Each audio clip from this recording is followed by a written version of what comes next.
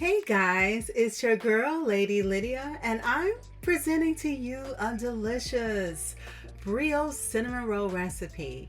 Now, this recipe I think is pretty simple. If you have a stand mixer, this would be perfect for you. You can make it by hand, however, I would definitely recommend a stand mixer for this one. Now we're starting out with the Tanzan method. It's a Chinese method, I believe, and it's basic flour and milk. You will just cook it until it thickens. It will thicken pretty quick, so keep your eye on it. Make sure you do it on the low heat. Now, I'm using buttermilk. You can use regular milk. I'm using bread flour. You can use regular flour.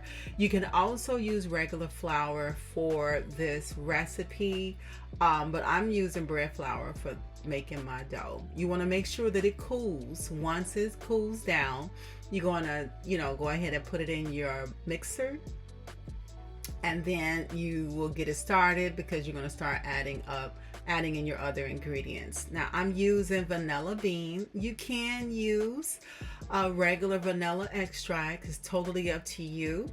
I'm adding my eggs, basically everything kind of in there together. My flour is again bread flour. I am using, now I have made cinnamon rolls with regular flour before, but I love the texture that bread flour gives you. And so then, especially when you're making brioche, right? Now, so I would prefer, because I've made a brioche cinnamon roll before, not this recipe, but I have used flour. I like to try recipes out, and I'll play around with them and see what works for me anyway. Now I'm going to keep it real. I do add a little bit here and there when I cook, especially if I'm following somebody's recipe, because if I see something that I may like, then I may change it or add it. It's totally up to you. The more you bake, the more you will do that, right? Because you're getting used to what works and what doesn't work. Please forgive my doorbell. Oh my God, it gets on my nerves because it's doing it at the wrong time. But anywho, so as you can see, we're now adding in the butter. So you would do it little by little. The mixer look like it's running a little fast. This is a KitchenAid, so you really are not supposed to go past the second speed, so which is not. I start out with on the lowest speed, which is 1, and then I'll go up to the 2 when I'm mixing everything. So I'm gonna mix this about, I would say, 30 minutes total. It could be 45 minutes, give or take, right? Because it all depends, and I'm just kind of calculating the whole time frame and mixing all the dough together, adding in the butter, because the butter, you want to take your time when adding it in, piece by piece, making sure you don't want to put all of it in at the same time. So anywho, so I'm kind of testing it out to see if it needs to mix a little bit more, and it does. So, but as you can see, it's starting to pull away from the bowl a little bit. Now this particular dough is very loose, right? And it's going to be a little sticky. It's not going to be like bread dough, like if you're making bread, if you're used to baking. But so if you feel like, oh my God, this feels a little loose, did I do something wrong? No, honey, this is how it is. Okay.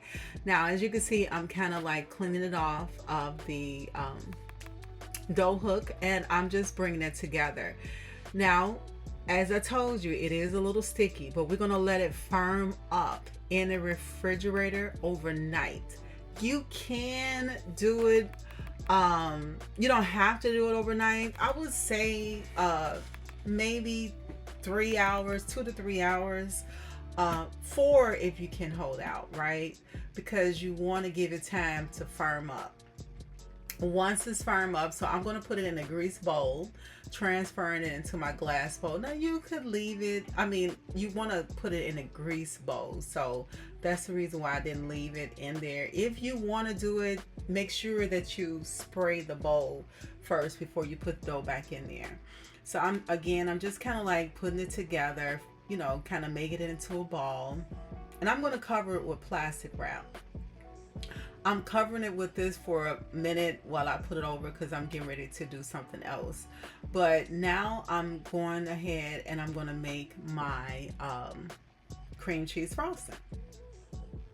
So with this, before I make the cream cheese frosting, I'm so sorry guys, I'm making the actual you know, sugar and cinnamon and sugar mixture that goes into the cinnamon rolls. So we got the butter, we got the cinnamon rolls, and I also added a touch of salt in there as well.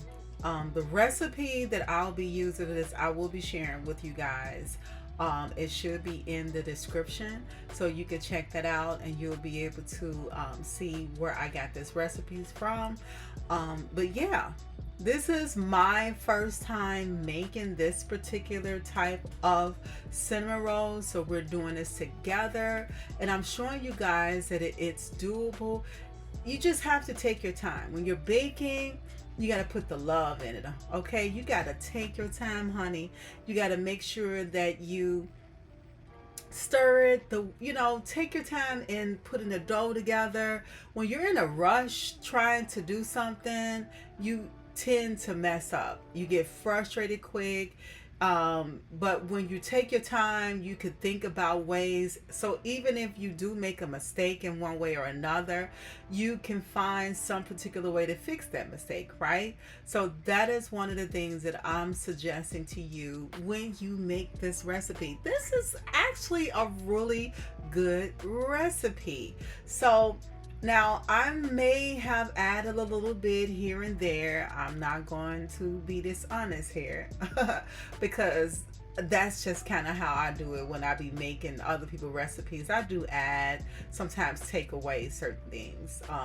But the recipe is a good recipe, so I would definitely encourage you to try it out. The link will be in the description. So now that we have our cream cheese done, we got the filling done, now it's time to roll out the dough. Of course, again, this is a no day.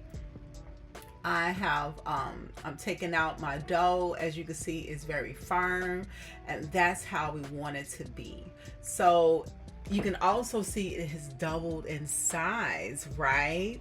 So we're going to kind of push out the air a little bit, and now I'm going to take the dough out of the bowl. Now, again, it's a little sticky. I'm using the gloves for the sake of this video and to kind of show you that it's workable, right? Because if you have on gloves and you're working with sticky dough, honey, it'll be everywhere. But as you can see, it has firmed up for us. I'm not going to use a whole lot of flour because I really don't want to incorporate the flour too much as I need this dough. So I'm just kind of lightly flouring my mat so that it'll be prepared for me as I'm roll it out. And I will flour, you know, put a little bit more again as I get ready to roll it and throughout rolling it, but I just don't want to overdo it with the flour because it can change the texture when you're making cinnamon rolls. So we're gonna go ahead and get this together.